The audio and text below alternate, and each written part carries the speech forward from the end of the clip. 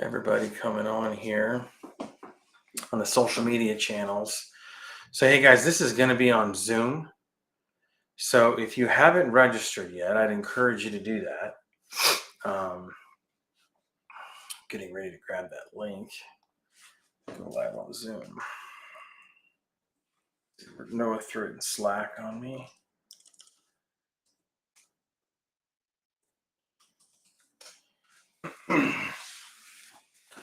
So we are just getting warmed up. Sign into Slack.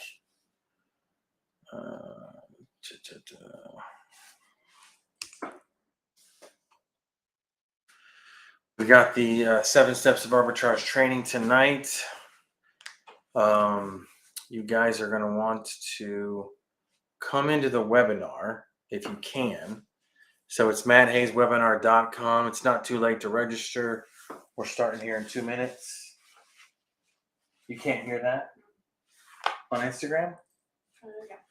You can't? Can you play with it? See what you can do?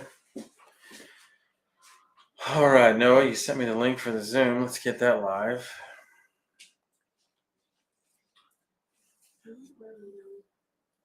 That's strange. I don't know why it would do that. Holy cow. We've got a bazillion people in here right now. Holy shit. This is recording awesome. In progress. Sweet. Sweet. What's up, everybody? How we doing? Hi. Hey. What's up? What's up? Man, thanks for being here, guys. Hey, I really appreciate everybody that has got their black screen, trying to create some anonymity or whatever that word is. What is the word, babe? Anonymity. But put your camera on. I want to see who I'm talking to tonight. We're going to have some fun here. Don't worry, I don't look my best either. I don't know what it smells like, but it's okay. You guys aren't going to smell that. So we're broadcasting live, Twitter, TikTok, Instagram, Facebook, YouTube, but the Zoom is who I'm talking to tonight. Okay. So let me just make that sure that's clear. So if you're on any of the social medias, just come over to the Zoom. It's matthayeswebinar.com. It's really easy to register. All we're looking for is name, cell phone number, email address. Come on over to the Zoom and, show your face, turn your mic on, have those questions ready. I hope you guys are ready. We had 565 registers. If you can't figure it out, it's okay. If they can hear me, that's fine too. Maybe it's something to do with that phone. I don't know. But yeah, so guys, this is gonna be a pretty cool night. I've spent quite a while putting all this information together so that I can share it with you guys, and I can really give you some actionable steps, some actionable items to take with you. I got my whiteboard behind me, so if I got to jump to the numbers, let me turn that camera on, Noah. Noah's ready for that. So I do see a lot of people still watching from Facebook, and that's okay, guys. But if you want to jump over to the Zoom, very easy to do that, matthayeswebinar.com. So, but hey, guys, we're going to get started right now. So no time like the present. Let me pull up my deal here. Noah, you don't need to share this just yet. So here we go. AirBNB Arbitrage, how to get out of the rat race, presented by myself and Noah. He's up there, top left corner on my end. I'm not sure where you guys can see him. But a little intro about myself. Who's Matt Hayes? You guys may or may not know me. I'm a God-fearing man, husband of 18 years to an amazing wife, father of 4 awesome kids. Sometimes I want to kill them. 2 boys, 2 girls. My passion has always been for real estate business and in helping others achieve their financial dreams. I have successfully completed over 1,000 real estate transactions between fix and flips, wholesales, land deals, farm deals, trailers, short-term rentals, long-term rentals, commercial warehouses, all of that. So I am currently owning and operating 33 short-term rentals. We are furnishing. My wife's in the process of doing another one right now for our second client. So we have 2 properties that we're servicing now for others. So that's pretty cool. 2 multifamily deals. We got our hands full, guys. So just trying to give you a little bit of background. I'm seasoned in real estate. I know it. I get it. And so let's dive right in. Noah, go ahead and share my screen on this one if we could. This is us.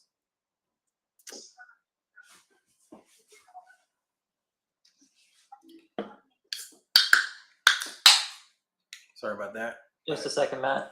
I think I got it. You good? I got you here. Yeah. Cool. So guys, this is us right here. So we love skiing, doing things on the water, mountains, snowboarding. This is us at Christmas. This is why I get up every day and work so dang hard, is to provide for them. They're my life. This is what we do. So let's get started. Noah, let's keep sharing the screen. I like what you're doing here, Noah. Okay. Everybody see that okay? Just give me yeah. All right, cool. So actually, I'm going to do this. No, I want to see it like this, if that's all right. Yeah, that's all right, dude. So 7 steps of AirBNB arbitrage. Here we go. Let's dive right in, okay? Step 1, okay? Searching for the property. Search on Zillow, Craigslist, Facebook Marketplace. What are we looking for? What we're looking for is private landlords. I don't like to do the big landlords, the hedge funds, the big companies, because there's really no negotiation with them. There's really no, unless it's an apartment building or a larger group of units. Like I got some guys in Kansas City that have 50 units in some apartment buildings. So that if we could get everybody to mute their screen too, that would be awesome. Or no, if you can figure out how to mute everybody until the end here. So what we're looking for, private landlords, cute houses inside and out. I'm a big fan of minimum of 2 bath. The more bedrooms, the better. I love it when we get to 4 bedrooms. The more you sleep, the more you reap. Guys, these sites, what do we do there, Noah? We still good? Sorry, I took away the host. I'll give it right back. Just keep going. I got you, man. Okay.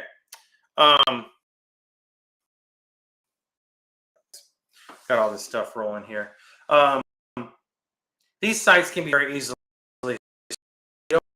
description or can you make my screen smaller? You just lost it. Yeah, sorry, it's sort of slow. It's okay. You can click on Zoom and share your screen. It should work. Oh, okay. I'll drive from here on it. Okay. So let me show you guys real quick how easy this can be, because I did this morning when Noah and I were doing a dry run on searching these sites. So this property right here, all I did was I went to Zillow, quite simple actually, and I clicked the for rent. So that's this tab right here, for rent. Okay, I didn't put a price, I didn't put bed and bath, I didn't do any of that stuff. I went straight into this.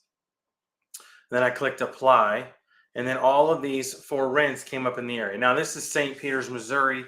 You can look at all sorts of areas. Now I know the restrictions of St. Peters, Missouri, because I have 2 properties that are located right now here. It's also important to notice that there's a lot of different styles of properties. So we've got, some from 1800. We got some condos. When they're grouped together, when they say like this 5 units here, that means it's probably like a condominium or something like that. But this one here caught my eye. And I'm going to go through real quick, pretty easily, and show you guys why it caught my eye. It's cute.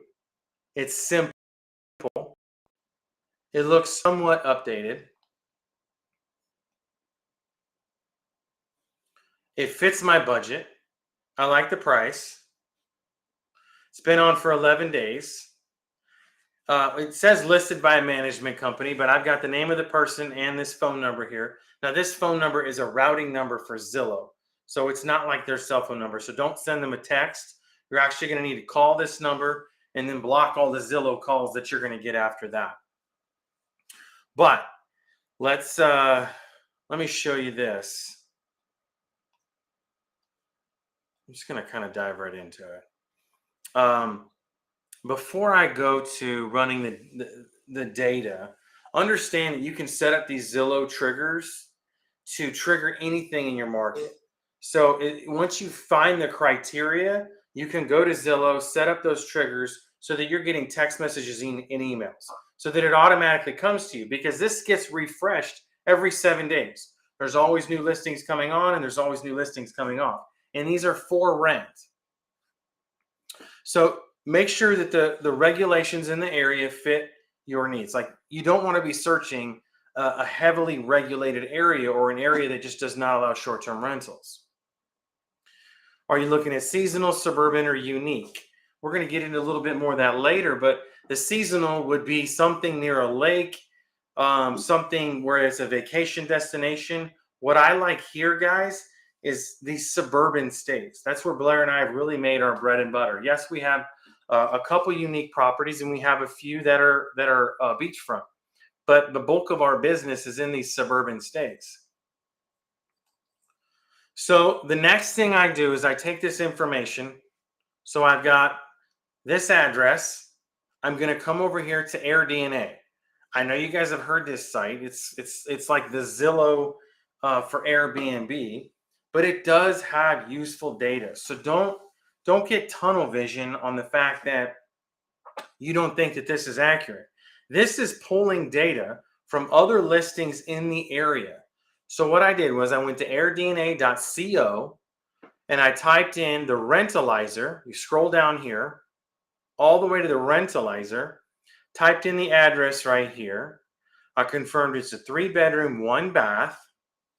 This gives me my estimated annual revenue based off of the data that they're pulling. So we have $282 a daily night, 52% occupancy rate. Now, guys, that's insanely low. I've got 2 houses in St. Peter's right now. Our occupancy rate for December was 87%, and last month was 83%, and we're pushing north of 85% in February. So I know we'll be able to kick that one's butt. So what do I do next, right? I take that information and I plug it into this awesome little spreadsheet.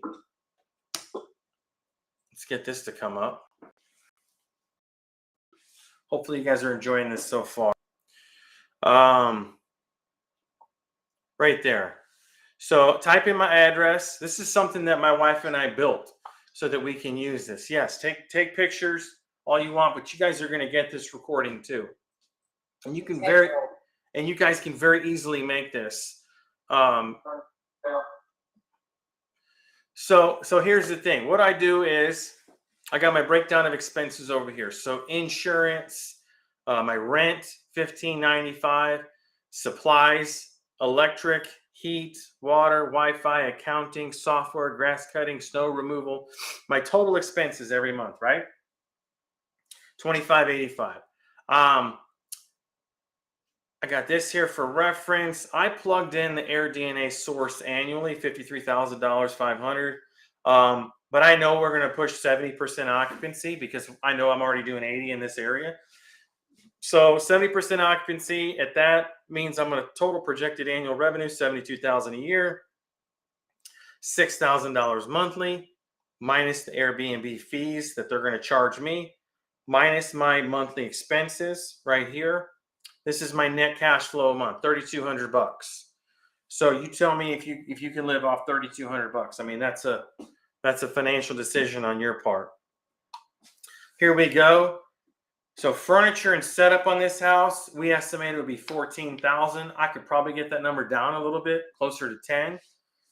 Security deposit, first month's rent, total all in $17,200. So 8-month ROI, 18% cash on cash return monthly, not annually.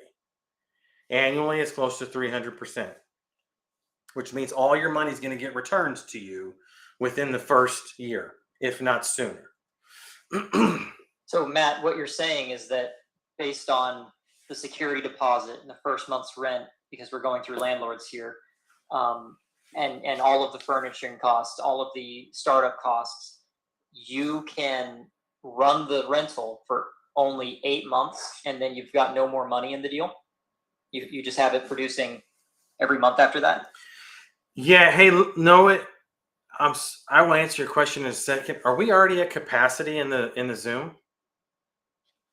I'm getting a bunch of text messages of people that can't get brought in because we're already at capacity.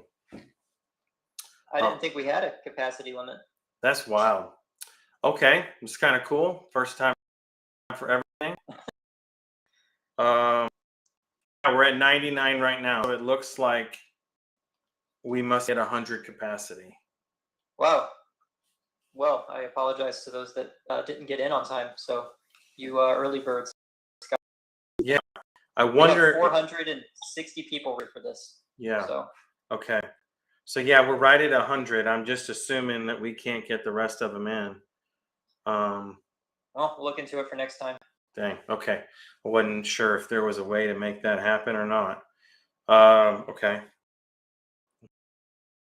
This down a little bit. All right. So it's definitely worth making happen.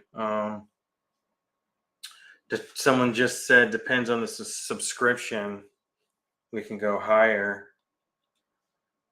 Yeah, that's a bummer. Shit. Well, I'll look into it afterwards. We're paying for Zoom Pro, so yeah, that's wild. Okay. All right, maybe we'll have to do another one here shortly. Okay. Well, anyways, let's keep going, guys. For those of you who are in the room, I want to make sure that we definitely are taking care of you. So here's the thing. Let's get back to it. All right. The question then is, do the numbers work for you, right? It's an $17,000 investment. Does this fit your budget? Does this fit your income goals? You know, how close is this to your house? Are you managing this from a distance, or is this nearby? I'm a firm believer that the first property that you are doing needs to be close to your house. I do not recommend that you guys, for your very first property, you're managing it at another location. You know, and I hear that a lot. I hear people that, like I want one over here and over here and over here. Well, until you guys get your processes and systems down, it's very difficult to do that. So your first one needs to be close by. It's just that simple. I really firmly believe that, unless you're going to have a property manager, manage this thing for you, and then it's another location. But if you're going to be managing this yourself for the first time, I really like it if you would freaking do this yourself close by. No, why don't we do this? No, why don't you see if you can upgrade while we're still on this, while we're here? I don't know if that's possible, but I'm getting a bunch of messages right now. Okay. Yeah, I'll look into that. By the way, you're not sharing your screen. I don't know if you're intending to be. Yeah, let me do that real quick. Sorry, guys. Just a few technical difficulties, guys. We're gonna get through. Yeah, no, see if we can upgrade the subscription to a business account or something of that nature. And forgive me if I missed you say this, but what is the difference between arbitrage and normally just buying a house? Yeah, so said it, but I may have missed it. Yeah, so my bad. I very well may have missed that. So the thing about it is, guys, you want to own real estate. Like, you want to own real estate. You want it for the long-term exit. But to get going in Airbnb, this is the perfect way so that you don't have to have the large down payments and all the rehab costs of doing the property. So the arbitrage model is basically from renting from a landlord and then hosting it on all the sites, Airbnb, Vrbo, Booking.com. So in order to do that, you have this slew of properties out there that are available to you on Facebook, Craigslist, and Marketplace. You're looking for cool landlords that are easy to work with. It's really that simple. So step 2, right? We've nailed that one. We ran our numbers. We plugged it into AirDNA. We checked it on our spreadsheet. And the numbers work for me. I don't know if they work for you guys, but seems to make sense on my end. So what do you do next, right? Okay, so the numbers work in this property that we can see online. So what do you do now, right? You're calling the landlord and you're scheduling an appointment. What do you say on the phone? The first thing you want to say is, I love the house, I want to rent it. When can I meet you at the property? You need to drop everything you're doing and schedule this appointment, and you need to go meet them. Okay? Schedule the appointment, meet them, get face to face with the landlord. Then your goal is to win them over and negotiate your butt off and explain to them the process. That's step 4. I will say that I can do it now on the phone with the landlord. I don't need to be face to face because I have this confidence build up. And honestly, I'm okay if 8 out of 10 landlords tell me no, because I'm only looking for 2 deals at a time. Step 6, negotiate with the landlord. You want to get your 90-second pitch down. So you're going to walk into the house and explain to them what's your goal. Your goal is to be charismatic and win them over. They put a ton of money and work into this property that they own, and your job is to take excellent care of it. You're explaining to them what you're going to do. Our plan is to furnish the house and host it on Airbnb. The house is going to be kept in ready to sell condition year round. No more terrible tenants. The property will be professionally cleaned multiple times a week. And some of the objections that I get, guys, I've heard a lot of different things, but these are the most 2 common here. Well, I don't want people throwing parties. Trust me, I don't want this either. But if I were to rent the house and live there, you couldn't control me throwing a party every single night. So I will make sure that my guests don't throw parties. And I'll do that through security cameras, decibel meters. I'll make sure that they understand the house rules. I'll design the decor and the layout of the house to fit and to cater to families. Nobody wants it. Nobody wants parties. Nobody wants damage. Your job is to explain to them that you don't want that either. Oh man, I don't know about this. It seems sketchy. Well, let me ask you a question. When was the last time you visited one of your long-term tenants? Well, never. Okay. What kind of condition was the property then when you turned it over? Well, it was all fucked up. It was destroyed. Exactly. I'm going to keep it in clean, ready to sell, pristine condition year round. It's always going to be that way. So, wait a minute. So my property is going to be kept clean all the time, professionally staged. I'm covering all the utilities. I'll sign a personal guarantee. I will take the responsibility. Your money will be ACH'd on the 1st of every single month, right?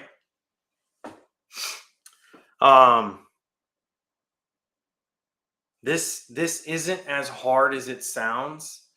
You just have to go through this a few times.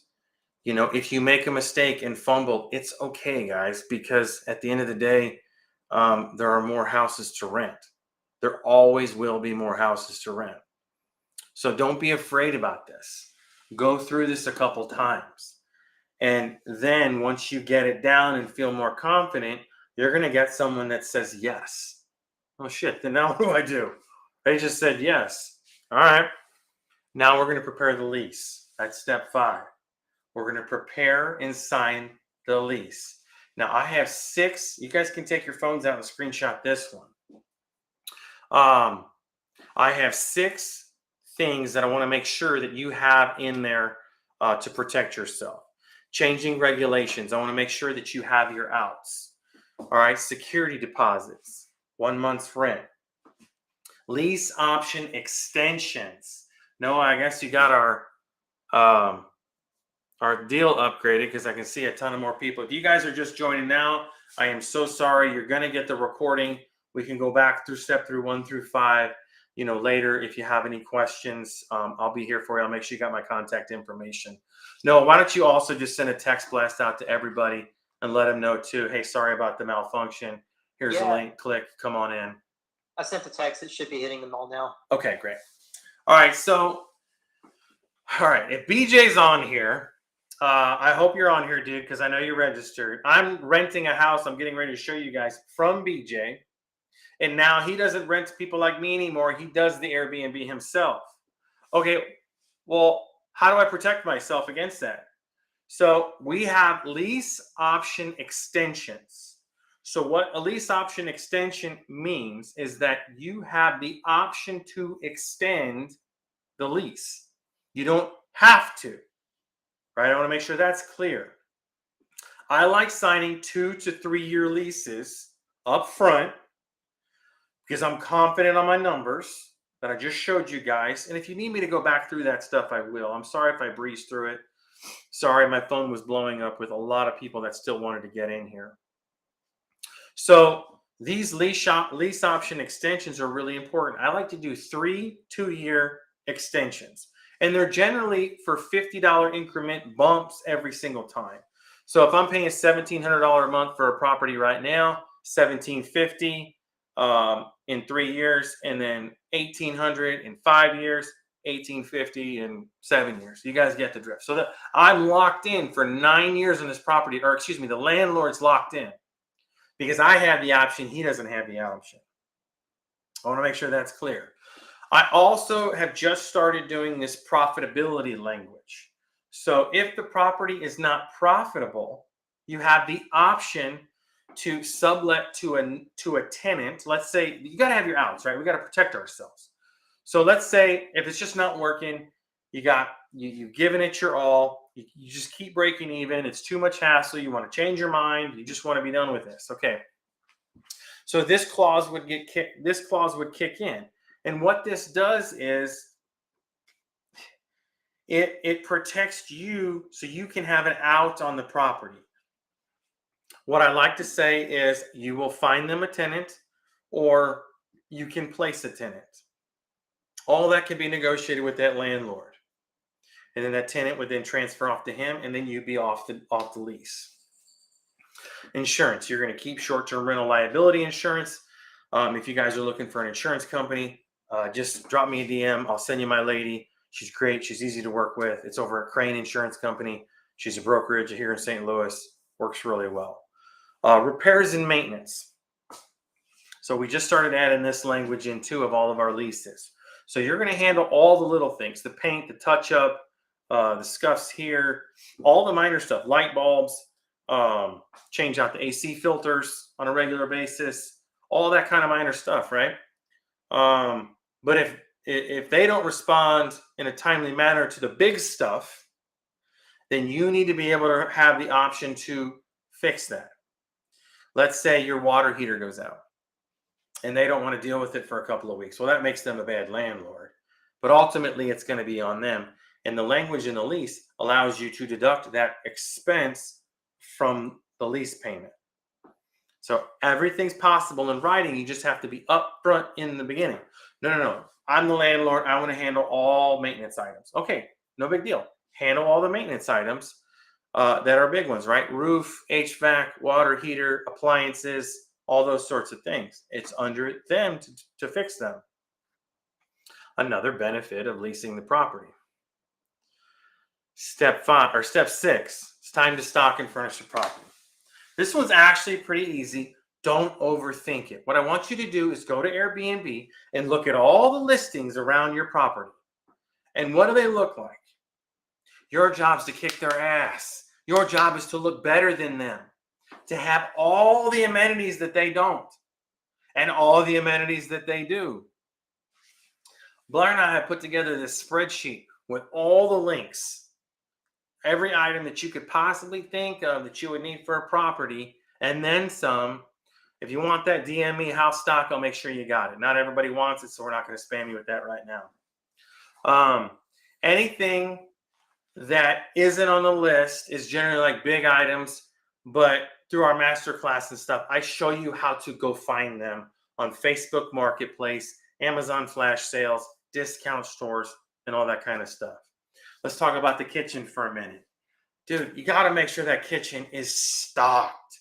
Don't buy the cheap shit at the dollar store. That's not cool, okay? You got to buy some decent stuff. You got to get 2 coffee pots. You got to get the drip. You You got to get the Keurig. We even started buying the French press. You got to have a crock pot, a griddle, all these items, toaster, pots and pans, dishes, trays, kid dishes, adult dishes, glass, plastic, all that stuff. You got to have it all.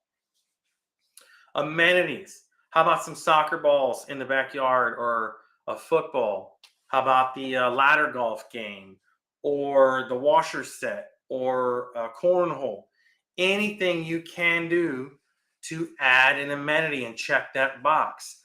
One of the first couple of questions you get asked on Airbnb's site when you're plugging in that listing is the safety items: fire extinguisher, first aid kit, smoke detector, carbon monoxide detector. If you don't have them, get them. They're cheap.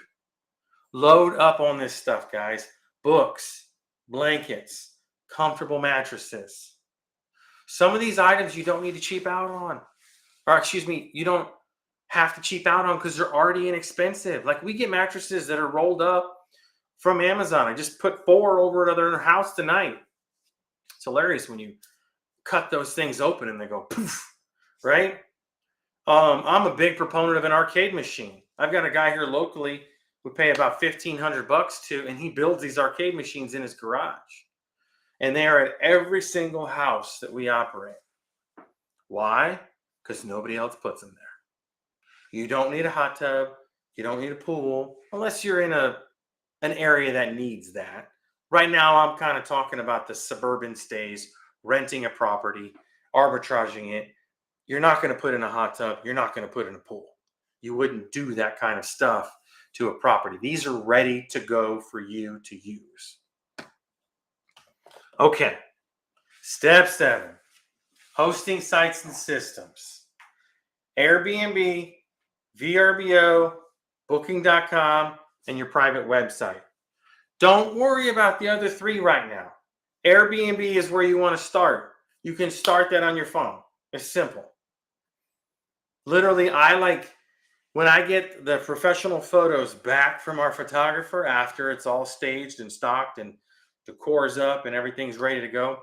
By the way, my wife's got some amazing tips on how to get all that stuff accomplished. But I use my phone.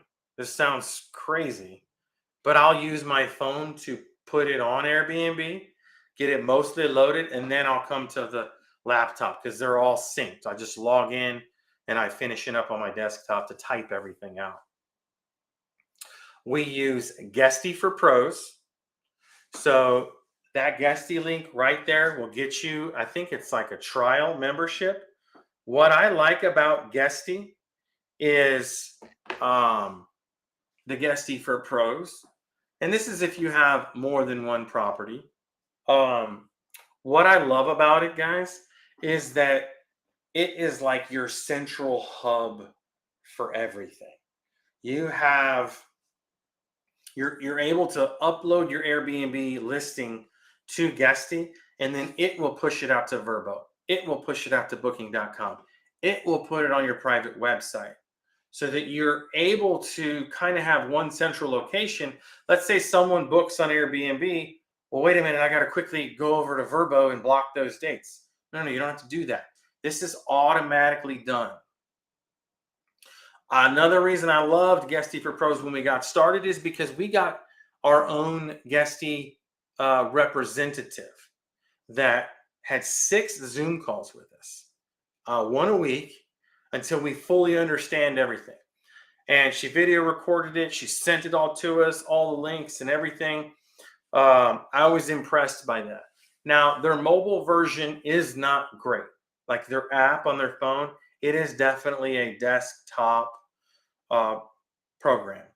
And what you can do there, your cleaners can have access to it so that they know when to clean a property. Your maintenance guy can have access to it when he knows he needs to go fix something, all that sort of stuff. All right, another service we like to use is Price Labs. Now, Noah's going to send out that link as well. I think it's another free trial. I just want to give you guys as much info as possible. So, Price Labs, that's the dynamic pricing tool. So, I use a hybrid of this because I'm an animal and I demand high occupancy on our properties, like I will let Price Labs do its thing. But if I've got like a 3 or a 4 day gap or a vacancy in a property, well, I'm going to go in there and lower that price. Now, wrong, right, or indifferent, there's some schools of thought of people thinking that you should raise the price when you do that. Well, not me. I don't really care. I'm going to lower the price. I want the money coming in the door. There's another school of thought that say you lower it too much, you're going to get some bad guests. Sure, I've had bad guests that pay $1,000 a night, so you're going to have them at all walks of life. The remote lock, I'm a fan of remote lock. No, I don't have a link for you, but there are other locks that you can use. This has an integrated API, so it talks directly with Guesty. So when we get a reservation from Airbnb, it goes to Guesty. Guesty then sends out the code to the guest before their check-in, and that's through our automated message pipeline that we have. All the messages that we have, it's all automated unless an issue comes up or something like that. Stayfi.com. We'll talk a little bit about this because I've got some stuff I want to share with you guys outside of the whole the 7 steps here. But that's the data capturing. And to do that, we like to use Stayfi. Stayfi.com, it is a router that hooks up to the router in your house. And then anybody that has to flip open a laptop to work, to get on Wi-Fi, we get name and email address. So my goal is to get as many names and email addresses as I can, because I'm now in the data business. Having this many properties that Blair and I have, we're constantly sucking data into our company. Names, addresses, and cell phone numbers. What property they stayed and when they stayed. Talk more about that in a minute here. We like the Emerson Sensi remote, the Wi-Fi thermostat. Guys, we started doing this recently. So this is not, look at that, I just got another booking. Oh, you guys didn't see it, my bad. Shoot, they're checking in 2 days. Right on. So, sorry, saw a squirrel. This remote, this is an important thing because, guys, I've gone to some of my houses and they crank that heat up to like 85, or they crank the AC down to 65. This is all just going to eat into your pocketbook. I'm not a big stickler when they're staying there. I like a house cold when I sleep, so I'm not going to crank the heat up on a guest. All right, my goal is to get 5-star reviews. Like, I'm in the fight of my life for 5-star reviews. But when they're not there, I want to keep it at a manageable level. Like, I'm going to set it at 68 in the winter, and then I'll automatically change it, right? Because Guesty's going to do this a few hours before their check-in to heat the house back up to like 70 or 71. Same thing goes in the summer. I don't want guests leaving the thermostat on at 65, and then I just spent hundreds of dollars that I didn't need to spend. So this is $115. It's 3 wires. We got a YouTube video to install it. It's really simple. All right. So I want to show you guys an actual property. I feel like I say that word too much. A property that we operate right now. 149 Hollow Creek Drive, St. Peters, Missouri. This is an arbitrage deal. I do not own this house. I hope BJ is here because I keep rubbing it in his face, but he's going to have to evict my ass if he wants his house back. This is a screenshot of the payout for me for 61 nights. That's 2 months, January and February. I pay BJ $1,700 a month. My expenses are $900. That is my real life net on this property. Right here. You guys want to see it?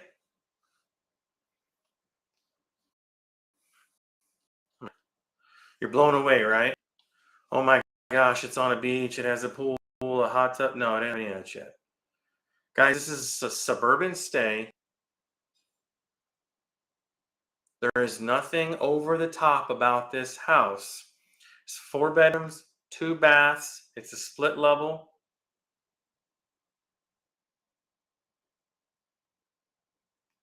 It's nice.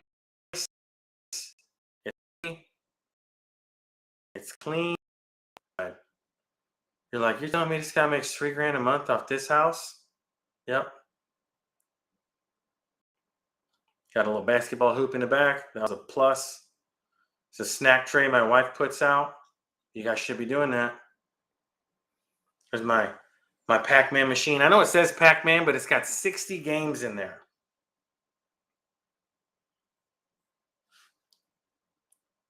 Right? Let's go back here. Okay. Moving on. Marketing bonus. Okay. Why do I collect all this data? Because I'm crazy. I like to spam the shit out of people, send them things I shouldn't. No, that's not why. Because I'm in this for the long game. Let's talk for a minute about what people were doing and how crazy real estate was going this past year. In the year before that. In the COVID madness of real estate. Rates went to nothing. People were overpaying for houses. Rents were high. Houses were high. Investors were going crazy. They're buying houses, throwing lawn furniture in them, renting them on Airbnb, making a ton of money. Well, that is the same thing as if you are a real estate agent or a real estate investor and you got started in the boom. And I'm real sorry if you did. But that's not the norm. It's not how things really go. So we learned early, thank God, that we needed to be in the marketing business. And we needed to be capturing the data of the guests that come to our property. And so we did. And now we have thousands of email addresses for our guests. Names, emails, cell phone numbers, properties they stayed at and when they did. But why, Matt? What are we going to do with all this information? Because you're going to market to them outside of Airbnb and Vrbo. Yes, those are the horses. They're never going away. Never, never, never. They will be there.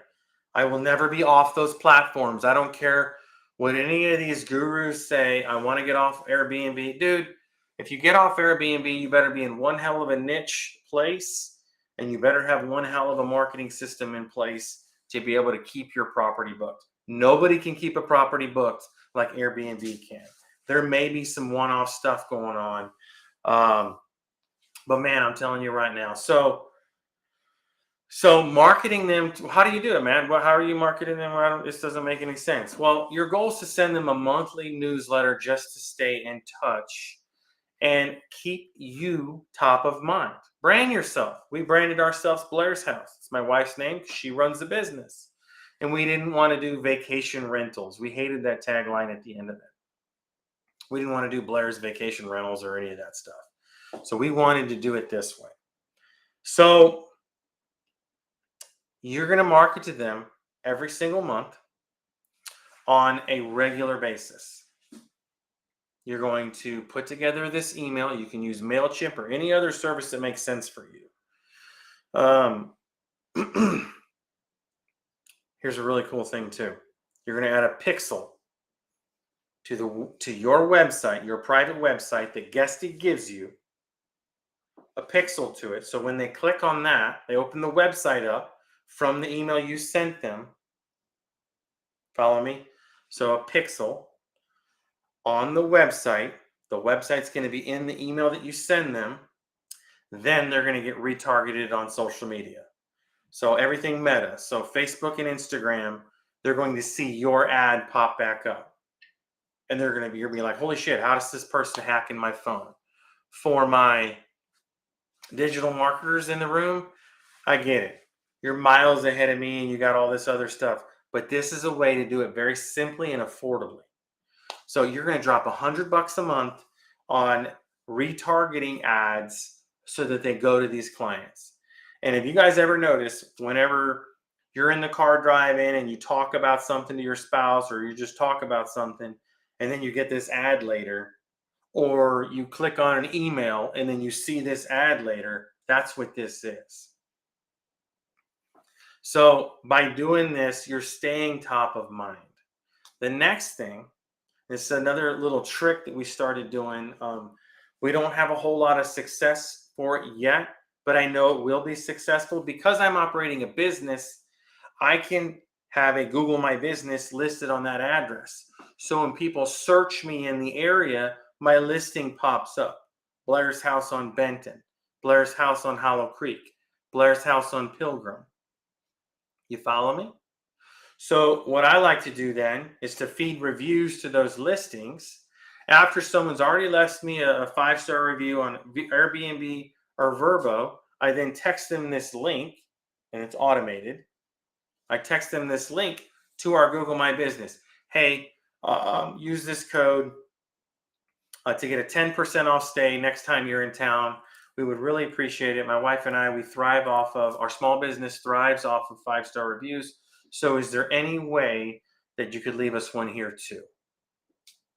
Boom. Now you're starting to get reviews on your Google My Business. Another little outside of Airbnb tactic. I hope that made sense. We're going to open it up for Q&A, guys. I promise. Bear with me. I'm almost to the point where we're going to chat some together. So that's great, Matt. So how do I collect data from my guests? Well, shit. The first thing you can do is just ask them for their email address. I already told you how to do the StayFi. You're going to get their cell phone number when they book. So you've already got their name, cell phone number, property, and the dates. Now we just got to get their email. Install the StayFi. Talked about that. You can ask them again after they've stayed with you, after they left a review. I have a VA do this. She just goes in, once every couple of weeks and looks at listings. I only ask them one more time. I don't want to be that guy.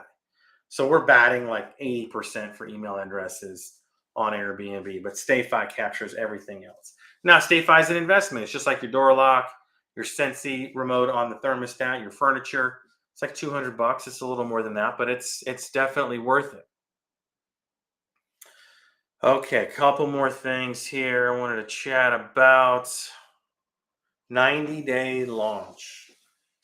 All right, I did a whole webinar about this. I'm going to give you guys the short version. You are in the fight of your lives for 5-star reviews. You are in the hospitality business. You are not in the passive investment business.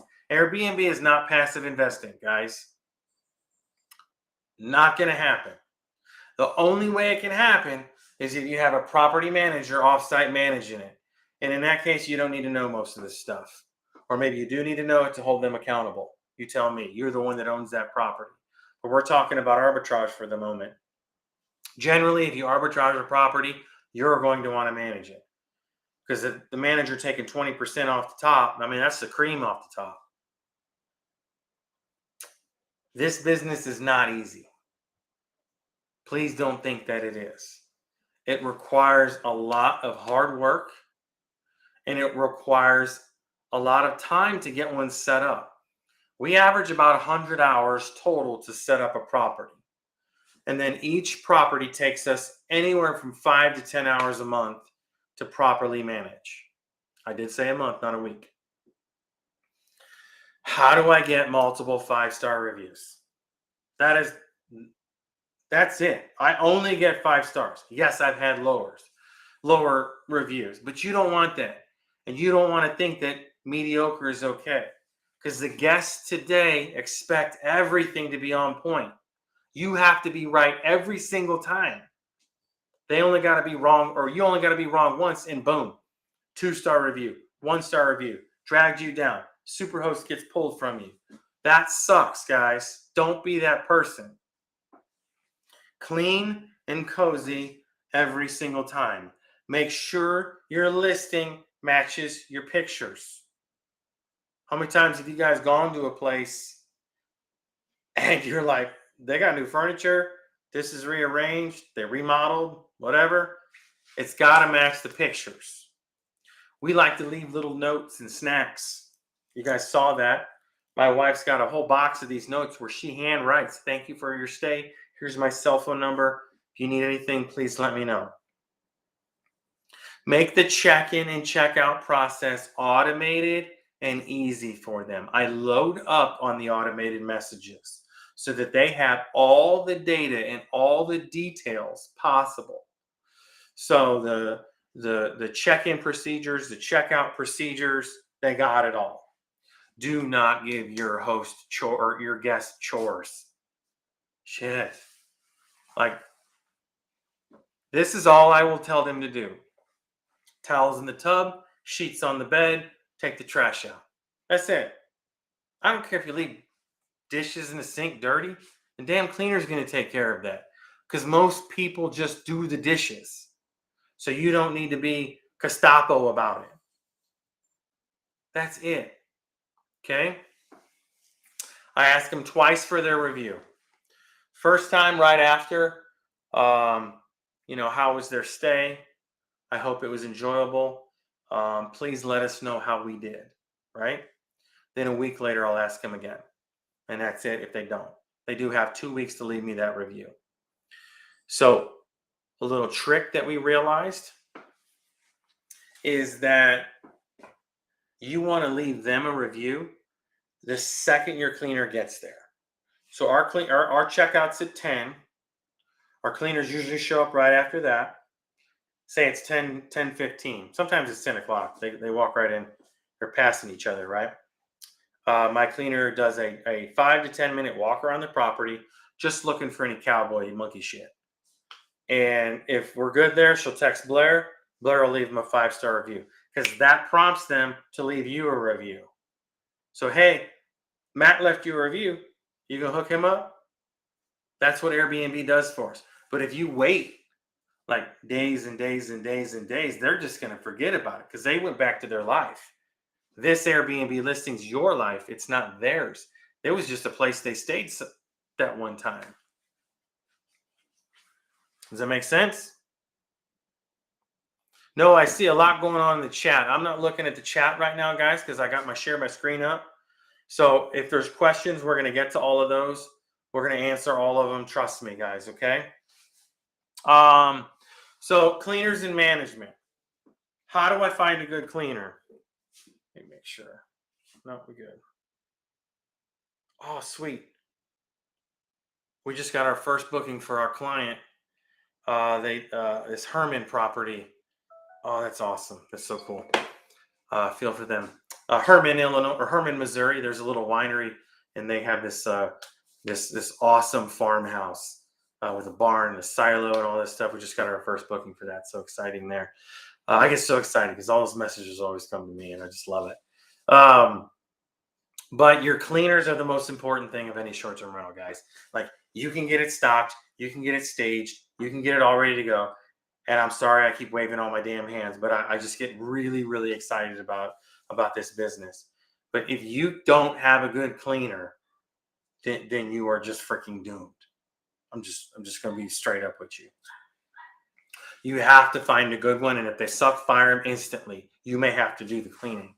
If you suck, you need to find someone that's good. How do I find a good cleaner? I always start on Facebook. For those of you guys who don't use Facebook a whole lot and you only have a low portion of friends, I'm sorry for you, but you got to get them numbers up. Those are rookie numbers. Okay. Facebook is a community of people. Okay. If you want to post pictures of your pugs, I've got 3, so I can say that. And I do post a lot of pictures of them. That's fine. But when you need something, people are pretty eager to refer people. So I always go to Facebook first. I don't go to the internet. I want a referral. Hey, I need a cleaner. We need a cleaner in Grafton. I got 12 to call. 12. Yeah, I'm going to talk to all of them. And then I'm just going to start going through them, finding me the best one. You don't have Facebook and you're not that guy. I don't know if that's possible because I did most of my advertising to get you on here through Facebook. But you can connect with other Airbnb hosts in the area. Does that make sense? So you're able to connect with hosts in the area if you go to the site and go to the right spot. And if you don't know how to do that, send them an inquiry. Hey, I got a property near you. I'm sorry, we're going to compete, but would you mind sharing your cleaner? Most people will do that. They like referring other people. I haven't had luck with the large companies because it's always somebody new coming to my house, and I don't like that. I like to get one person or two people that are really good, and then I place them at like 2 or 3 houses, and then their job is to do that. I do not pay by the hour. I pay by the clean. They take all the laundry and all that stuff to the laundromat. Some of them do it on site. If you do it on site, I'm going to pay you an extra $35.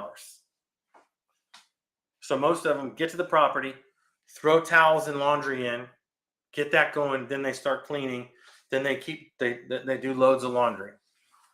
So while they're there, I do not want them to work fast. If they get my 4-bedroom, 2-bath, 2,200 square foot house done in 2 hours, you're fired. There's just no way. We have a checklist, a very detailed checklist that they have to complete every single time. Now, if it's a 1-bedroom, 1-bath apartment, yeah, probably less than an hour. Man, but I'm going to tell you right now, that place better be perfect. And I might be the exception, not the rule. But I make sure the blinds are all the same direction. The pillows are all fluffed and perfect. All the dishes are put back exactly how they are in the photos. I make sure the gas grill has gas in the tank. I make sure all the little things, the beds. And I say I, but it ain't me, it's my wife. I'm the blind guy and the pillow guy. All this stuff she's checking. So that leads me to, we check every single property after every single cleaning. That's not normal, guys. Most hosts aren't doing that. They're trying to show you how to fully automate your property, and you can do everything at the touch of your fingertips. Okay? I will put my process and system up against yours, and I'll beat you every single time. Because I know for a fact that our properties were ran through by my wife or by myself, and we went through our checklists and we made sure that it was done perfectly, because there's always 1 to 5 things missed by the cleaners. They're human. They're cleaning the whole house. They're going to forget a thing or two. I'm never wrong when it comes to making sure that listing or that property is clean and ready to go every single time. And you have to be that way. If you want to be the mediocre guy that's throwing lawn furniture in the house, a couple of TVs here and there, no decor, hardly any kitchen stock, 1 Tide Pod, 1 roll of toilet paper, 1 paper towels, that's fine. Keep being that guy. I'm going to kick your ass every single time. And I know there's a ton of gurus out there that totally disagree with me. And they want to set up thousands of listings all automated. Well, until you have a property manager or till you have somebody that is going to do this for you, you need to do it. But you have to do it first in order to understand how to do it. Don't be that guy. All right. The next thing, and I'm going to go into next steps. The last thing, then we're going to go to next steps. And then we'll open it up for Q&A. And we'll have Q&A for over an hour, or as long as you guys need to answer everything. All right, so Airbnb overall. Did you guys know that 17% of all hosts are super hosts? This information is coming from the vice president of AirDNA. You get a 24% advantage over all the other hosts, the 83%. You're damn right. I'm going to do everything I can to maintain my superhost status. Okay. Everybody thinks we're in this Airbnb bust. Here's some numbers for you. Pre-COVID, the nationwide occupancy was 50%. Sorry about that. Nationwide occupancy, 50%. During COVID, so you had COVID, was March 2020. Whole world screwed up. We didn't know what was going on. The next month, shot all the way up to 60%. Current market, 54%. What this tells me, guys, is that we are still above pre-COVID numbers. We're not in an Airbnb bust. We're in the best house wins. If you suck, you got to get better or quit, or continue to lose money on your property. You choose. I'm not going to be that guy. Like, my job and my students' job is to be the best house, the best possible situation, so that you reap the benefits. That's why you made this investment. That's why we're working so hard. The cash flow that Blair and I bring, she hates it when I brag about it, but we are almost at 6 figures a month. That is a lot of damn money. I see that chat still loading up here. I'm going to stop sharing my screen and go to it. I'm sure Noah's keeping track. All right, so the next steps. Matt, I want to learn more. Where do I go? Yes, there's a pitch at the end of this, guys. I hope I've given you enough actionable information to take home and start your business, but there are still some gaps. There's still some gaps in this. So what I've done is I put together a couple of options for our coaching and our masterclass that Noah and I and Blair and that we put on. Because I strongly believe that I'm called to help others achieve financial freedom that my wife and I have. Guys, I took 2 naps today. Like, yes, I grind. Yes, I work hard. I was up at 5:30 this morning. I didn't want to go to the gym. I didn't care. I stopped listening to that voice inside my head telling me not to do things. Went to the gym. Got my run in. Did my ice bath. Damn, that sucks. Okay? But that's what I choose to do now. I have the choice of doing all these different awesome things. So here's where we're at. I've got some options for you. I've got 3 options. So option 1 is our group coaching model. So this is for all my virtual people that can't travel to St. Louis. You get access to our exclusive Facebook group community. We have 12 weekly calls every Wednesday night at 7:30 p.m. And then you get one-on-one time with Matt or Noah and I. After the 12 weeks, you get put into our monthly group coaching call. I forgot to add that. So every month we do a call with all of the students that are in the program, former, present, past, whatever's going on. We're all in that group coaching call together. Option 2 is the live Airbnb masterclass. So that's where you come to St. Louis. It's actually O'Fallon, Missouri. It's pretty close here for those of my native guys. This is where you get invited to our exclusive Facebook group community. We have a networking dinner the night before the class, 8 hours of jam-packed knowledge where I just pour into you guys with everything I got. And then the monthly Zoom call with updates, and that's forever. That's evergreen. So you could be 5 years from now, and we're still jumping on those calls. And then you get one-on-one time with me. The cost of that one is $4,500. Then Noah and I decided to create an option 3. What if someone wants to do both and just absorb as much knowledge as humanly possible? So option 3, we have the group coaching, so the weekly calls, and then we lead up to the live Airbnb masterclass. So the total of that's $9,000. If you do both of them, we discount at $2,000. Your total's $17,000, right? Pretty easy math. So why don't we open it up for some Q&A? If you guys have any questions about what I covered, I want to talk to you about it. If you have any questions about our mentorship and coaching and a program like that, let's chat. Let's talk about it. I want to see how I can help you guys. So I'm going to put this up on the screen. So my kids got me doing this, guys. I promise you it's not me. I've always been a Facebook guy, but they're like, Dad, you got to be on TikTok. And I didn't even know what that was till a few months ago. And then there's my Instagram too. So if you guys want to follow me on those channels, awesome. You can scan those QR codes. Real simple stuff. But what I really want to do is get into some Q&A and see if I can't help you guys out in your current businesses or whatever you got going on. and what you're doing, and let's see if we can help you out here a little bit. I'll pull these down. I'm going to go to share.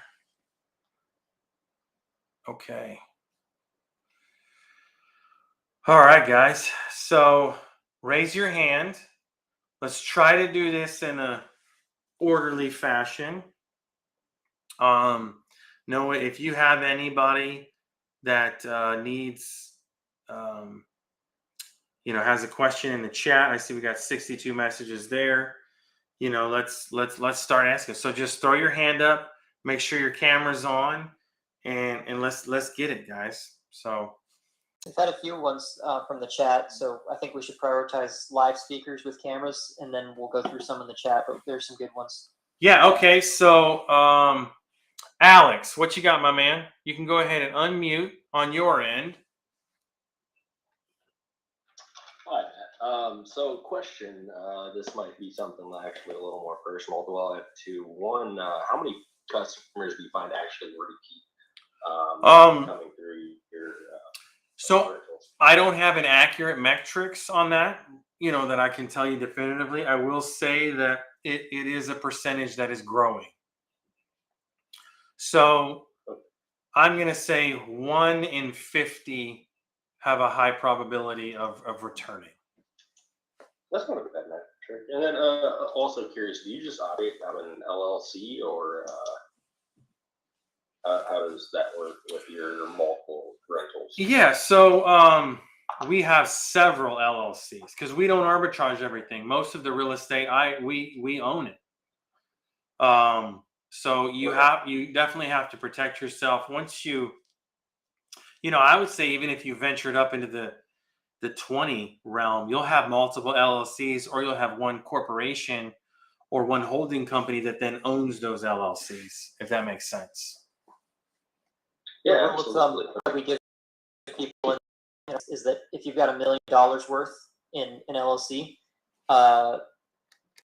open a new LLC for any additional real estate. Yeah. So, arbitrage deals, you're not going to have to worry so much about that. You have to have a lot of arbitrage deals to get that much. But if you buy houses and you go through traditional techniques of buying houses, then you'll hit that equity amount in just 2 or 3 deals. Yep, that's it, man. Okay, so Bill, what's up, Bill? How you been, my man? Now, Bill ran through our master class back in October. What's going on, Matt? How are you? I'm awesome, my man. So Natalie and I were discussing this the other night, and this is probably, I don't know if this is something that you've encountered, but it's probably something you may have heard about.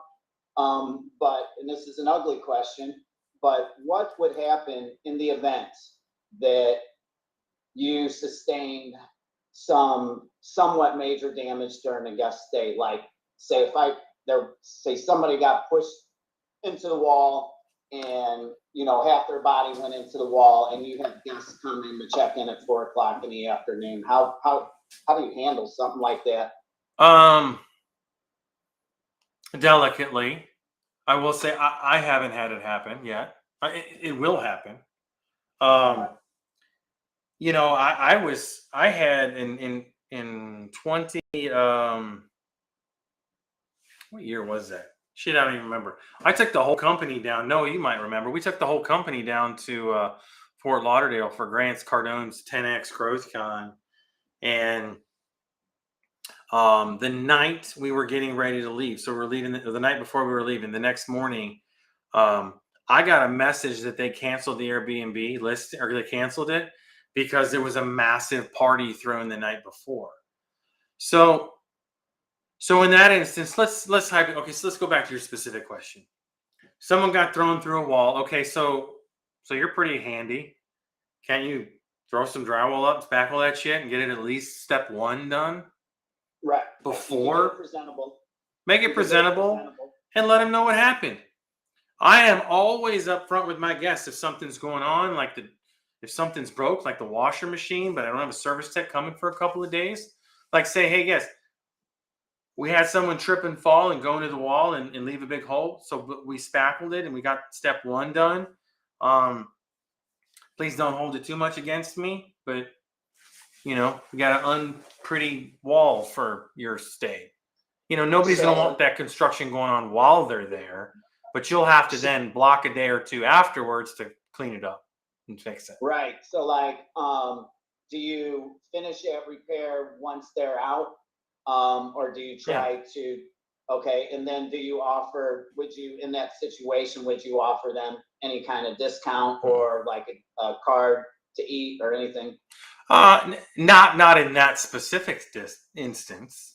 I wouldn't. Okay. Okay, right on. Thank you. There might be another one, you know, like say your cleaner lied to you. And the property wasn't cleaned yet.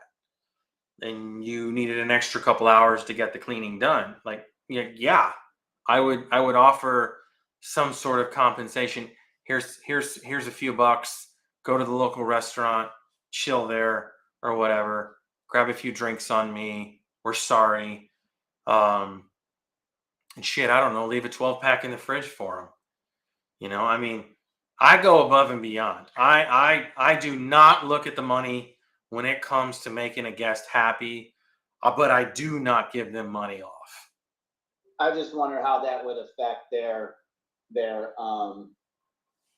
review on you, if that, you know, Well, is that gonna end up, I guess, to depends how you handle it. Yeah, that's the victory verbiage. And I'm totally fine with you and I having a one-off conversation if that's what you guys are worried about. But I wouldn't be. I haven't had that issue yet. It's going to happen. We've had other things happen. But yeah, so let's keep it moving, guys. I'd like to be off by 9, but I want to help as many. So Alex, what you got? Go ahead and unmute yourself. How are we? Yeah, is that me? I think it accidentally has my son's name in here. Yeah, you know, it does, Alex. Yeah, but that's okay. What's your name? Yeah, I'm Julie. Julie, how are you? I'm good, thanks. My question is, so I have two properties that my husband and I purchased in ski resort towns that are more of those type of vacation rentals. Nice. One in Park City, one in Eden, where there's skiing and there's, you know, recreation in the summer. And I'm interested in getting into, I'd like to buy more, but financially I can't do that yet. Yep. But my concern is the areas I've purchased in, I 100% know short rentals of it, so it's not a problem. But I worry about the cities, and a lot of them are cracking down on rentals and not allowing them anymore. Yep. So I'm a little afraid, you know, I'd like to get into more of the cities and types of properties you have, but you know, I have that worry. I just wondered what your thoughts are on that, because every state, I'm assuming, is different, and some are going to be a lot more picky than others. Yeah, so I am a big proponent of picking areas that have rental restrictions and regulations and rules to follow. Because what that tells me is that if I can follow all these rules, I'm good. If you go into an area that turns into the wild, wild west like Kansas City did, Kansas City got thousands and thousands of listings in a couple of years. I think that there's 5,000 to 6,000 listings in Kansas City. It is absolutely brutal. And I've got 2 friends out there, 3 friends that operate property. Some of them they manage for me. But there was no restriction set in place. So they just had this massive influx of complaints just pile in. So I'm a fan of, if I can fill the paperwork out, if I can get the inspections and pass your rules, and I can get grandfathered in, like I'm good, I want to operate a good property, I'm a good host, I care about the area, I care about my business, I'm going to pay taxes, like, then let's work in those areas. I also like to pick areas that are kind of off people's radars. Like if I say St. Peter's, Wentzville, St. Charles, Seminole, Largo, Claycomo, you guys might know where those towns are. And that's good. because that means my real estate's less expensive. The more you know the town, the more expensive it is. Vegas, Miami, Scottsdale, anything in California. Another thing that I do is I only buy or arbitrage in red states. I am not trying to get political here tonight. I have friends on both sides of the aisle, but I don't buy real estate in California, Illinois, New York. Those places are god awful when it comes to being a landlord or a homeowner in those states. They literally don't care about you. They care about who's in the property not paying you rent. And while I'm on that topic, I want to make sure for those of my people in the room that like to do furnished finder or longer stays, make sure you know when tenants' rights kick in. In Texas, tenants' rights kick in 29 days. So if you get a booking for 30 days, they literally fall under the tenants' rights. But if I've got a booking in my area from Missouri and it's 3, 4 days, 5 days, 6 days, 7 days, they stop paying. I can literally walk into the house, pull them out. Like, you got to know your laws when it comes to that stuff. So I'm sorry that was a long-winded question, but increasing regulation is an issue we all have to face. And I would rather it already be on the radar of the area that I'm getting ready to enter, if that makes sense. Your mute is still on, Julie. Sorry about that. It's okay. So if you're doing arbitrage, are you able to go through the city and get the necessary paperwork if you don't own the property? That's same. You're operating a business at that property. You have a lease.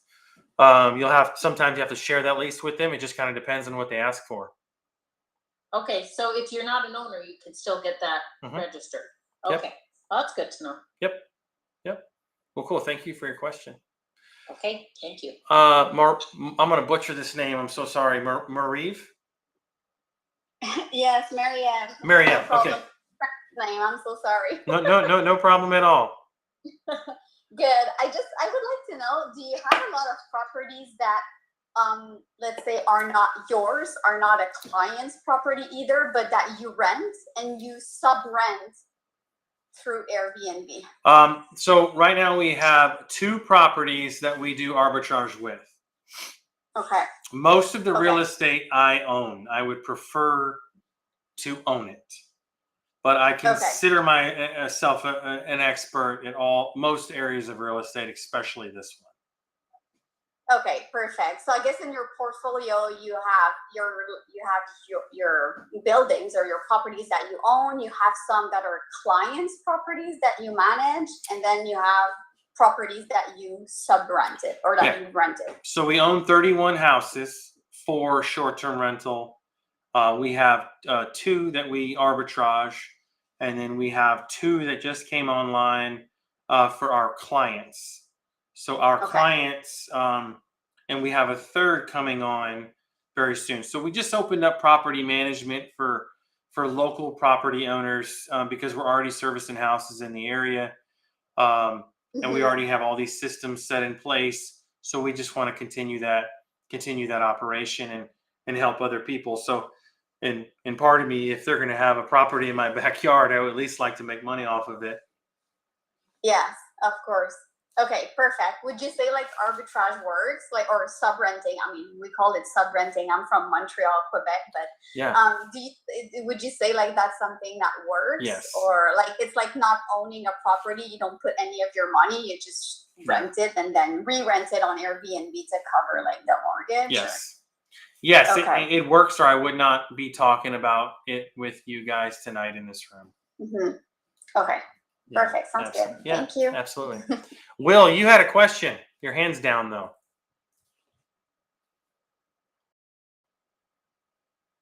Hey, Let's see, you're back on mute there. Oh, your screen froze, buddy. And if you guys have any more questions, please throw your hand up on the screen. And then what it'll do is it'll just trigger you up here. Don't raise your hand, but click raise your hand and then come on up here And if you guys have any questions about the coaching program or anything that we're doing, I'm just kind of funneling through some questions here over on the chat. Matt, it looks like Will's back. Oh, Will. Okay. All right, Will, come on, man. Hey, sorry about that. It's my internet kicked me out. Oh, no problem. So I'm here local in O'Fallon like you are. Awesome. How much would you say you need to have saved up to kind of get the arbitrage started? Well, call that landlord on that property in St. Peter's, man. My spreadsheet showed you need 17 grand, but you're young and ambitious. You could probably get it done for cheaper. What you should think about, guys, too, is why not grab a partner that's got all the money but no time? Yeah. So if you can find someone that wants to invest in this business and needs a good return in this capital, I don't know, man, pay him 80% back, every month. You keep 20% until he's made it whole, and then you go to this 50-50 model, right? And definitely DM me, dude. You should totally come to class. It's in O'Fallon, Missouri. Okay. Thank you. Yeah, man. Bill, you got another one for me? I just wanted to throw in there, thank you so much for doing this tonight for all of us, but for those of you that are on the fence, those of you that think that you are serious about getting into this, sign up for that master class. The amount of value that Matt and his team brings is absolutely amazing. He's going to give you all the tools and information you need to jump into this running full blast. Thanks for that, Will. Bill, I appreciate it, man. No problem, buddy. Yeah. I'd like to share my testimony too. I mean, obviously I have a special relationship with Matt, but almost everything, we started looking for our first Airbnb at the end of October. We went live about a week ago. We've already gotten $2,500 worth of reservations. We used a credit partner. We used somebody else to help raise the money and get it done. And it was a lot of work, but if we were to make that a regular old long-term rental, we'd probably make 10 times less. It's only been a month, but it's the slowest month. So we're really looking forward to that. And this wasn't from one-on-one calls with Matt or anything. This was just from what I learned from him while we were putting together this educational material for you. So, if we can do it, you can too. Yes, sir. And Noah, you're going to do more, right? Like your plan is to get a couple more this year. Yeah, that's right. We've got some equity coming our way once the tenant moves out of the house that we got a few. And it's not enough to buy another house outright. I can only arbitrage 3 or 4 houses with furnishings with that money. And once we do that, I'm out. I got about 6 more months before I'm done with work for the rest of my life. So plan. Awesome, man. Okay, cool. Hey, Alex, you got another question for us, my man? Yeah, sorry, that's me again. But hey, I do have one more. I have read a lot of people that have been lately doing properties like tiny homes, accessory dwelling units. I thought about putting one up in my big backyard because I live by a ski resort. Thought about that. What are your thoughts on a different kind of property, such as people that are doing those types of things? Yeah, so I've got blueprints being drawn up right now for that exact thing on our property that we have. We have 40 acres in the woods, and we plan on building 4 or 5, as many as I can squeeze on the property, little getaways. And I mean really sexy, bougie properties they're small. We got a couple cabin designs, a couple A-frame designs, but a cool thing, I mean, the kitchens are going to be efficient, but espresso makers, high-end appliances, incredibly comfortable beds, fireplaces, a hot tub, sauna, steam shower. I mean, just the works when it comes to these things. And because I've found that even if it's in a no man's location, hiding out in the woods, that you can get anywhere from $300 to $400 per night, and people gladly pay it because it's a 1-bedroom efficiency. Generally, it's a couple getting away out into the woods, having a romantic evening or romantic weekend kind of getaway. So I'm a huge fan of that. I've seen it happen, and I've seen houses do 200 grand a year on this exact thing that it only costs 150 to build the damn thing. Yeah, I've been looking into that a lot, and that's why I was wondering what your thoughts were, because it seems like people like unique things as well, and they're Yep. unique. 100%. Yeah, I completely agree with you. Oh, great. Well, that's good to hear. Yeah. So the other Alex A, what you got, my man? Hey, so not to take everyone else's time with questions, but I love seeing what has made you successful and has made other people you help. But what was your biggest failure, and what did you learn from it? In Airbnb or real estate? Yeah, Airbnb, mainly Airbnb. I trusted someone's opinion that they didn't know what they were talking about. I had a property in an area, and I asked them, are there any regulations or anything like that? And they're like, oh, no, you don't have to do that or worry about it. So I spent $28,000 furnishing a house. It was actually my first arbitrage in that area. I was getting fined $300 a day because I didn't have the proper permits. So pulled it all out, moved the furniture here to Missouri. Got to do your due diligence, man. You got to call the city, the HOA, county, state. You better be damn well certain you can operate that business in that location before you freaking pull the trigger. So I got bad advice. Makes sense. Plain and simple. Well, Sean. thank you very much. I appreciate it. Sean, what's up, man? Hey, Matt, how you doing, man? Fantastic, dude. Dude, I've been following you for a while. Honestly, I'm so happy to be on this call. Right on. You know, I'm not somebody who's not familiar with real estate or anything to the effect. I've got a couple of my own properties and a couple shore houses and everything, right? My biggest question that I have, and this is completely just such a simple question for you probably, but you know, at the beginning of this presentation, for example, you went through, hey, here's the AirDNA tool, here's how you find out how much income you can create on the property, and here's the occupancy rates.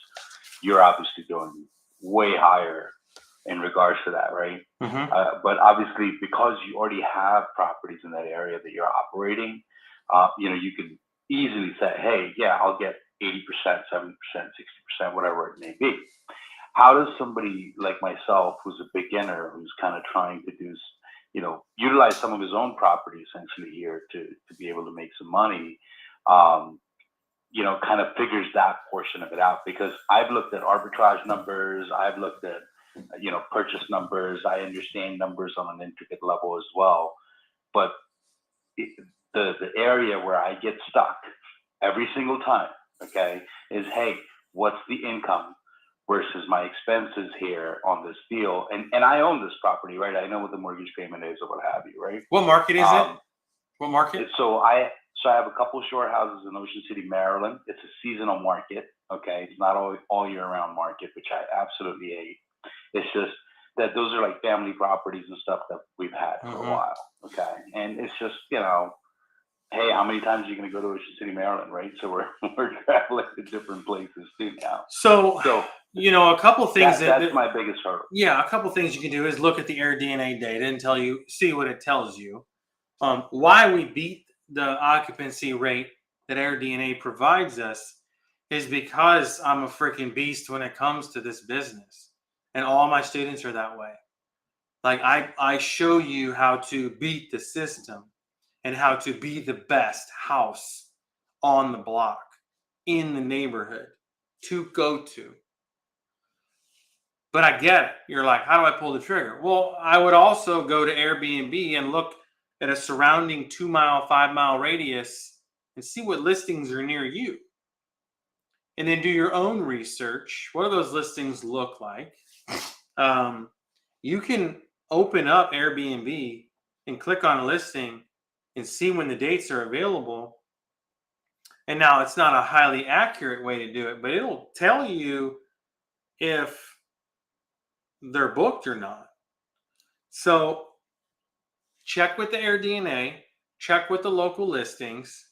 And then my students, anybody that runs through our class, they send me deals all the time and I help them analyze them. So they get that tool as well. Like I want you guys to succeed in this business, whether you're my student or not. Like I want you to be an awesome host, and I want you to provide for your future and your family's future. And if you don't have a family yet, and some of my young guys in the room, like Will over here, it's okay. You're going to have a family one day.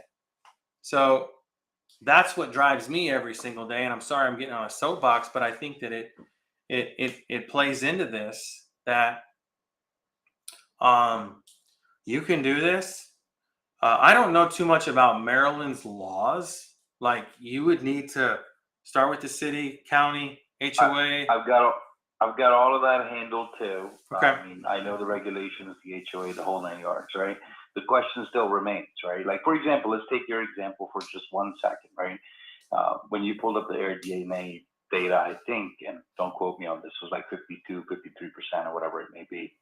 And obviously understanding that you're a professional and you know what you're doing and you have existing properties in that area, that, you know, you're going to do an X occupancy rate, right? I'm just saying, like, forget Maryland. You know, I actually live in Philadelphia, so this will be remote. And as for your class that I took today, hey, don't do it remote, right? Do it local first, right? So that scared me a little bit, just to let you know. Okay. So, but I can get past that, right? Sure. I understand that. But at the end of the day, again, how do I pull a trigger? Like, I have, like, I'm not going to go into too much detail, obviously, for the sake of everybody. But for example, like, how do I pull the trigger in my area when I'm looking at those same exact numbers that you're looking, for example, right? And I don't have the properties. I understand I can go to these. Yeah, I just told you. So look at the AirDNA data. If it's good, and look at the listings around you. Like DNA and listings. Yeah, I mean, that's it. Look at the AirDNA, look at the listings around you. And if it works, do it. And you already own this house, so your risk is furniture. Like, your risk is so mitigated with this, you should have already done it. I agree with you 100%. I do. I just, just kept getting hung up on it. And the thing is because, like, I haven't needed to, right? This is more like, hey, an extra income or what have you. Yeah, and really so let's talk about that for a minute. Like, and I was talking with Jay London on a podcast earlier today. He was on my podcast, and I was telling him that, well, and not necessarily telling him, but we were talking about this. Entrepreneurs, we have this issue. When we see a little bit of success, like, hell yeah, I win. Let me sit down on the couch. No. When you get a win, you need to keep driving forward and work harder. So yeah, sometimes I don't need to work this hard. 6 figures of cash flow hitting my bank account every single month, man. I don't need to be on this Zoom tonight, but I want to be here for you guys. This is the only reason I'm doing this, is for the people that came in, took the time, sat in on this tonight, and I hope you guys picked up an immense amount of value. Next question. Got your hand up. Second question. Let's do it. Thank you, Sean, by the way. Thank you as well. Yes, ma'am. Oh, is it my turn? It's your turn. Let's do it. Amazing. Good. I would like to get your, and I missed the first part of the Zoom because it was not working. I think I got kicked out or whatever, but I missed the first part of the presentation. So I'm sorry if it was mentioned already, but do you own properties abroad? No. Like in other countries or in another, I don't know, you're probably American. I don't know if you're concentrated into like one state where you have all of your 31 properties, or do you have some in other states? We operate in 3 states. I would love to own property in other countries, like St. Thomas. Oh, that would be so cool. My wife would just freaking love that. Okay. Barcelona. How do you like deal with those remote, because you're located in one state? You say you have properties in other state, and you say you verified the cleaning every time. I'm guessing a manager verifies your cleaning. Yeah. So that is an absolute. I pay a manager to do what I do. I have to train them on look for exactly what I'm looking for, to be that cleaner's double check and go with a checklist to make sure that it's done every single time. So, Okay. So you do have managers on site that are taking care of everything remotely and taking care of all the problems and everything. absolutely. Absolutely. Okay. Okay. You have And would to. you recommend having a property abroad? Like, I know you don't currently, but because we're thinking about like having a property like in Mexico, we currently have like 9 properties. Yeah. In the same region, but we're looking into like having a property, you know, maybe in Mexico or somewhere in Latin America. Yeah. We do right now with Arbitrage, one of them abroad, but we just didn't buy yet because we're not like sure, Yeah, and I've got a buddy that lives in Canada, Lucas, and this has got to be a Canadian thing. I'm sorry, but like Americans, we just don't think too much about owning property in other countries. I'm sorry, maybe we're arrogant and we just don't. But that's all he talks about is owning property in Greece or Spain or Africa. Yeah. I mean, South Africa. I'm like, what the hell are you doing all that shit for, man? He's like, dude, it's cold in Canada. I'm like, okay. It is. That's why right now I'm in Mexico, not in Canada. Yeah, Freaking cold right hey, now. do the numbers work? Can you operate a successful business? What's your oh shit contingency? Like, make sure you're good with all those things. And maybe try it in a place that you absolutely love and it's your second home. And operate that business just to pay for it and get the feel. Don't make it such an expensive investment, and make sure you can get out of it. You can always buy something very easily, but you can't always sell something very easily. It's kind of like a boat. You can buy a boat instantly, but you can't always sell it instantly. So that would be my suggestion, but I definitely want to know where this place is in Mexico, because I could be your first guest and test it out, Yeah, we do have one right now that we're arbitraging in Puerto Vallarta. We actually are trying the sub-renting thing first before buying to see if it actually works and if we can make money out of it. And yeah, it's working pretty well. So now we're looking into perhaps buying something. Well, that's awesome. Like, I'm excited for you for that. That's great. All right, Sean. Okay. Sean, did you have a question? I thought I saw your hand up, but no, I was clapping on your comment, man. Oh. You're awesome. I just got to tell you that, bro. It's always awesome to listen to you. Thanks, man. Thanks. Yeah. Any more questions for the night? Matt, I can go through some of the questions in chat. I'll say them aloud for those that aren't watching the chat, and then we can. Yeah. I think there's some good ones. Well, actually, somebody asked. Let's hit Nolan's question. He just threw his hand up. Sorry to interrupt, dude. Okay, go ahead. Nolan, how can I help you? Oh, hi. My problem is I don't know how to read the area, and I've seen occasionally B2B stuff showing up, and I, would spend time looking at it. And there's people leasing out cottages near lakes or whatever. We're in the Detroit metro area, and I can't think of Detroit. It's very affluent around these lake areas. There's hundreds of lakes here. It's crazy in miles, but it's not a destination. Sure. So, and then you're telling me you're in Missouri, and to me, that's not a destination either. No, nobody's traveling. Where are your clients coming from? Yeah, so great question, and it's a very, very asked question when people hear that I'm even in this business that have no interest in doing this. Guys, we get clients coming from everywhere. It's the same reason that we have Hilton's, Marriott's, Holiday Inn Expresses, Super 8s, Hojos, whatever the hell you want to call it, have all of these places to stay, all these hotels nearby. Why the hell are the hotels there? Well, shit, I don't know, but they know something. I know that people come to town all the time and are traveling on a regular basis to areas you wouldn't even think of.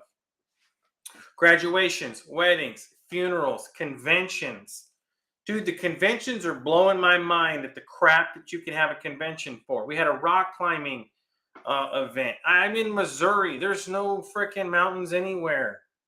I'm like, you have a rock climbing convention? I'm like, this must be a warehouse that I didn't know. We have Sheepdog Nationals here.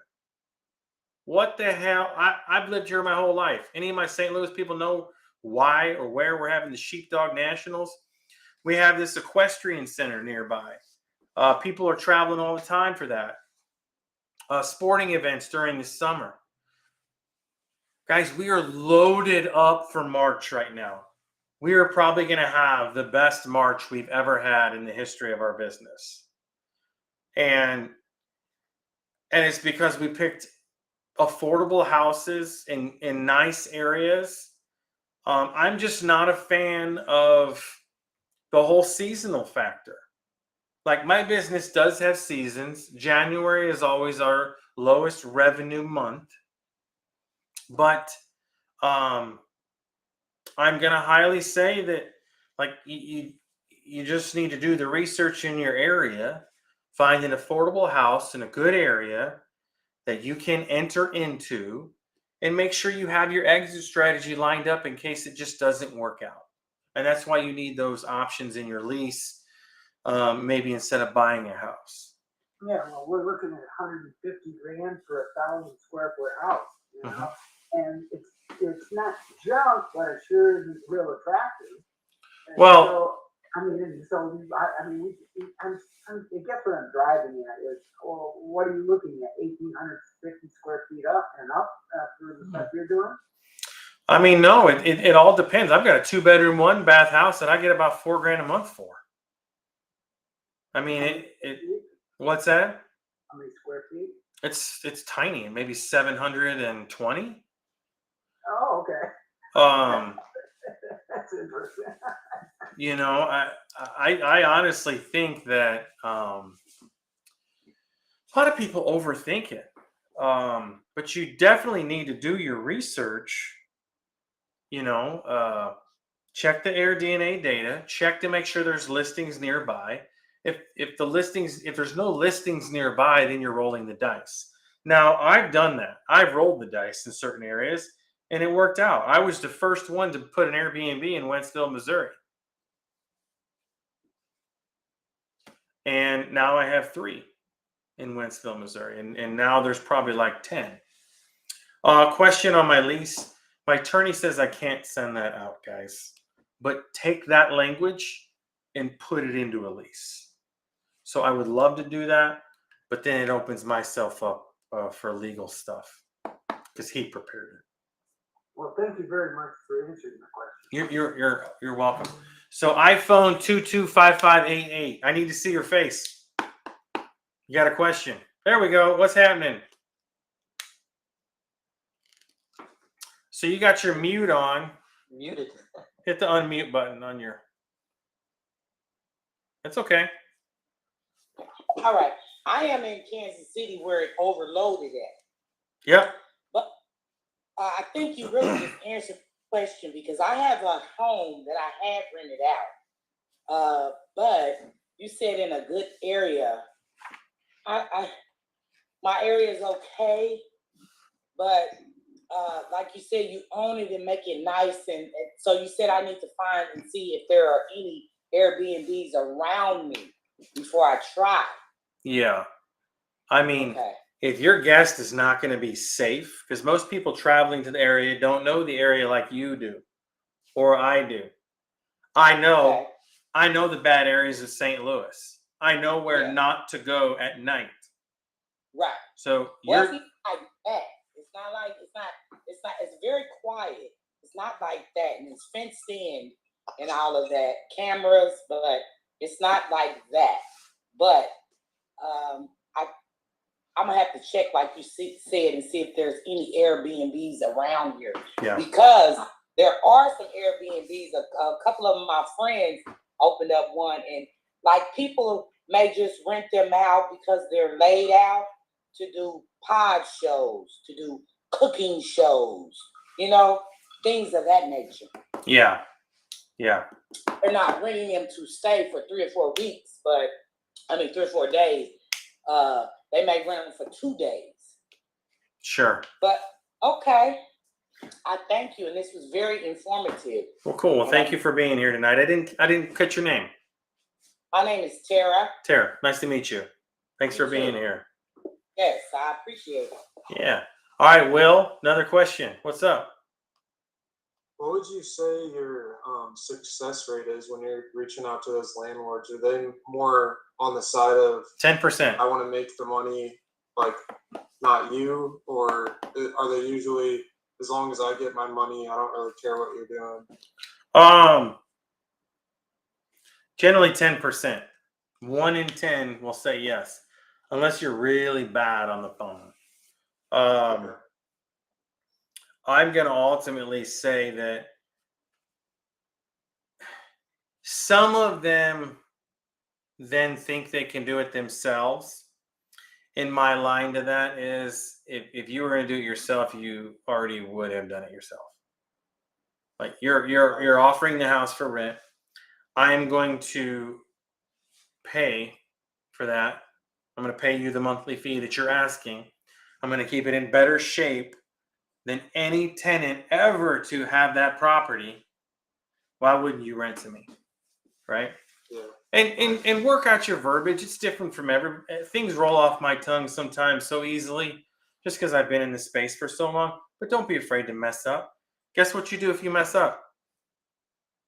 Click. Call another one. There's no obligation there, man. So, do you think that these landlords are like pretty familiar with the idea of the arbitrage, or is this kind of like a new thing? No. Very rarely do they know anything that I'm talking about. Okay. But you make it really clear to them that that's what you're gonna do. 100%. They own that property. I am transparent on everything. Insurance, the whole works. I do not hide around anything when it comes to them. Awesome. Okay. Thank you. Mm-hmm. You're welcome. All right. Any other questions? Returnee. Yeah, Dan Barklage out of St. Charles, Missouri. Let's see. Celeste had. What's the parameters need to look at for AirBNB above 50% occupancy?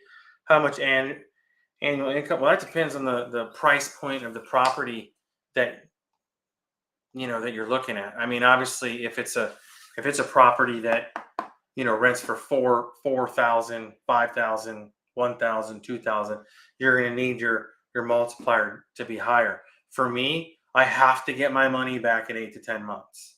So if I'm not getting a ROI on 8 to 10 months, guys, I know that everybody in this room can find $18,000. Cut out coffee for a year, going to Starbucks and eating out, there's 18 grand. Get a side gig, 18 grand. Make a few phone calls, call some friends that you know that may have some money, 18 grand. Get a credit card, put it on there, be diligent about it, pay it back, right? You can do this. So, a couple other questions here. Matt, there was a good one earlier. Yeah. Someone asked, how can you ensure that you're always cash flow positive? And I think to make that question more interesting, especially given if you're in a seasonal area. Yeah. Yeah, so that's important. I don't do anything in seasonal areas, and you shouldn't either. Because I live in St. Louis, and this is, I live in O'Fallon, Missouri, but some of you guys don't know what that, Will knows where that is. No one knows where that is. But it's a suburb of St. Louis, Missouri. And it's really important to understand that there are attractions within driving distance, like Lake of the Ozarks, Lodo. They had a show, Ozark, right? Which they didn't film our lake, but whatever. And my friends come to me and we're like, man, I need to rent a place this weekend. You got your place at the lake? And I'm like, I don't have a place at the lake.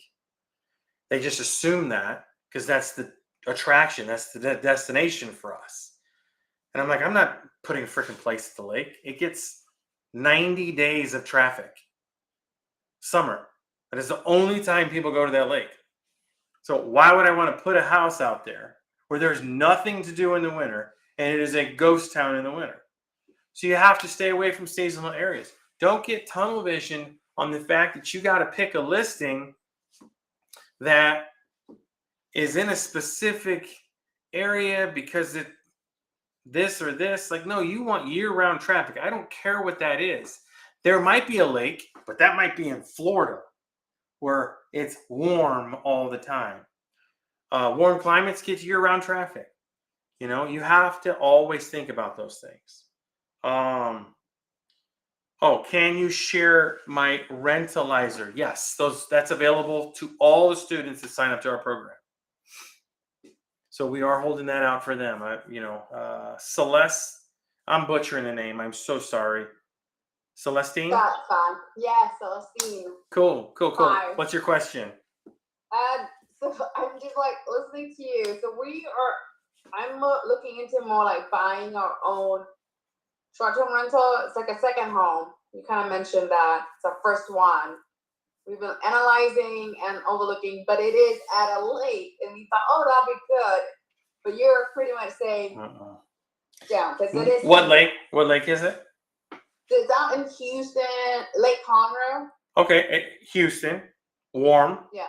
Okay. Yeah. That's different than our lake. Our lake gets snow and ice. Right. So take that into consideration. But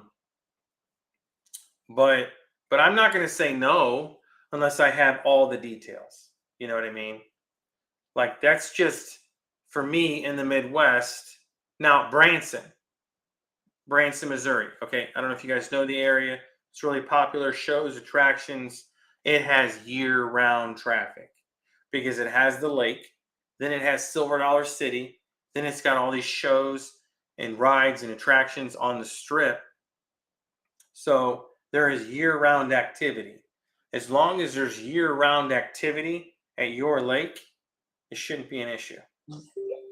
Does that make sense? Yeah. Cool. No, that makes sense. I have another question for that. Yeah. The problem we're looking into, like we come across, is like the property taxes are way higher here in Texas, especially like in this area that we're looking at. What do you? Because I feel like we kind of like, do we want? Because this is a second home. We're looking at a second home. Do we like break even? Is that okay? Well, that's a personal financial decision for you guys. I mean, I've got a few second homes, that nobody goes to. I mean, that's where Airbnb started. Was for the second home guys or the home guys that, just want to have a vacation rental or vacation property that they don't have to pay for. So again, personal choice on your end. If you can get it to break even and you have a second home that you can travel 4 or 5 times a year with your family, then do it. And especially that you own it. Now you get depreciation, you get to write off the interest, the insurance, trips to the property, any maintenance, repairs, roof, water heater, new kitchen countertops, appliances, whatever, all write-offs. So you're able to really maximize, and that'll all go towards your W-2 income. And then depending on the size of the property, we also do cost segregation studies on our house, on the beach houses, because they're over $1 million. So when we do a cost seg study, we generally get about $80,000 to $90,000 that we get to write off in 1 year. Okay. Now that's good, because we're always thinking, oh, we're bad investors. It'd be like, it's not even like making money, and we're like, oh my gosh, what are we doing? Honestly, you would probably be a perfect candidate to run through one of our coaching programs to really make sure you have all the bells and whistles covered with this whole thing. Yeah, it'll be great. Hey, I'll look into it. I saw your text messages. Sweet. With the links. Yeah, Noah spammed everybody, so you guys have the information, option 1, 2, or 3. All right, let's go to Jenny. Thank you.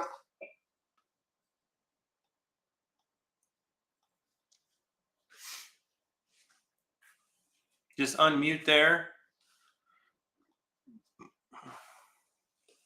Hey, Matt. I asked the questions in the chat, actually. Okay. Yeah, that's you. Do you ever offer more money to the landlord? Yes, they're going to ask that. My answer is always no. 100% no. I keep every dime. I am a stickler about that. Guest wants money? No. Landlord wants money? No. Find another landlord. Let's see. And to clarify, you sign a 2-year lease? Yes, I'll sign a 2 or 3 year lease depending on how confident I am in the area, but I always have my outs. Changing regulations, profit share, or profit if it's profitable for me. But I also have my options if it's highly profitable to renew. I want to make sure I have 9 to 10 years worth of opportunity there, because what happens if like BJ, who's not on here tonight, or I think he was on here at one point, what happens when he sees how awesome you're doing and he wants to do it himself? So yes, you kind of worried about that, but a lot of people, when they get into real estate investing, they're just looking for a quality landlord to take care of their house. Like most people just don't want to get into this business. How long does it take you to set it up? My wife and I can get it done in 21 days. And that's not working every single day. So we got 4 kids, bunch of companies. We got a lot of stuff going on in our life. So for us, we generally could get it done in probably 5 days. Follow me on social media and Instagram, and my wife and I, we post pictures. Like this Sunday, we were at a property putting it together, and all my kids were building something in the house. Like Dayton was building a bed, Matthew was building something, Izzy, Ben, they were all getting after it. So yeah, I mean, we're a labor of love. We do love the business. It is a lot of work. Like you're moving into a house. You have beds and furniture and all this stuff. Yeah. And do you design it yourself? Say that again? Do you design, or do you hire a designer? No, my wife does all that. Okay. Designers have a tendency not to make it cozy and comfortable. Okay. We go for cozy and comfortable. I would rather have a freaking a Barca lounger and a big old couch that I can lay down on than this pretty pristine couch for 2 people in a hard chair that looks pretty and good in the shot. Like, I want it cozy, clean, comfortable, relax. People aren't staying in a museum, and my beach houses are set up that way too. I mean, and you can go to Hobby Lobby and decorate them. And if you guys suck at this, get on Pinterest and get a little better. And just to clarify, sorry. Yeah, you're fine. Just to clarify, you basically, the landlord can't. Or what happens if they want to sell? Like they can't get out of the contract. They can sell all they want, but I got me a lease. Okay, so they can sell, but you have a legal right to that property. Absolutely. Wow. Okay. The lease stays with the property no matter what, even if the bank takes it. Cool. Okay. They can't kick you out. That's amazing that the landlords are willing to sign that kind of a lease. And do you have any kind of you mentioned earlier that often you pay like $50 increase in rent. Do you have that written out as well? Like what number would? Yeah. So my options to extend are very, very clear. So I sign a 3-year lease, let's say for $1,700. And so, then in 2026, when I want to renew that lease, we then say it's $1,750 for 2 more years, and then in 2028 it's $1,800. And for those of you guys know in the real estate game, like that's a steal. Like I'm ripping my landlord off by paying that little. Like rents will double in the next 7 to 10 years. So rents are going to be very expensive in our country. We're turning into a renter nation. You guys see all these multifamilies going up. And if you pay attention, you'll and understand the dates of which real estate was developed, you're going to notice that in the 50s, 60s, and 70s, you had 2-bedroom or 2-unit and 4-unit buildings in not the best areas, or now they're not the best areas, and they're a little bit smaller. Then in the 80s and 90s, you're going to see 24-unit, 32-unit, 72-unit buildings. The shit that's been building now and then 10 years ago, 200, 300, 400 unit buildings, massive, tons of amenities, all this stuff. And they're still building them. It's because people are getting out of home ownership and they're wanting to rent more. So that's raising their rents. So when I get into a deal, in a negotiated deal, I want to make sure I protect myself through all that, what I see is coming. I do not want to sign a 6-month, a 1 month, or a 6-month to 1 year lease.